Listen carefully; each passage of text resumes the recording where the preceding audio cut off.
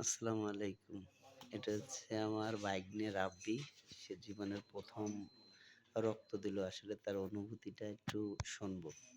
আসলে অনুভূতিটা হচ্ছে কি যে নিজের শরীরের রক্ত দিয়ে যখন কাউরে মানে উপকার করতে পারি মানে পারছি আরকি। মানে নিজের কাছে অনেক ভালো লাগতেছে যে অন্তত রক্ত দিয়ে হইলেও কারোর উপকার করতে পারছি।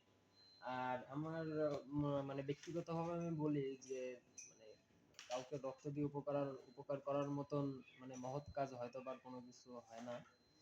হ্যাঁ, তবে আরেকটা জিনিস চিন্তা করতেছি যে মানে এটা চিন্তা করে বেশি ভালো লাগতেছে যে সবসময় তো মানুষের কাছ থেকে এরে ফোন দিয়ে ওরে ফোন দিয়ে রক্ত আসলে নেওয়াটা যে কতটা হয়রানি, কতটা দরকার এটা যার লাগে একমাত্র সেই বোঝে।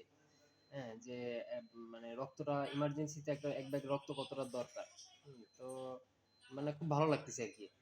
যে কারোর উপকার করতে পারছি আরকি।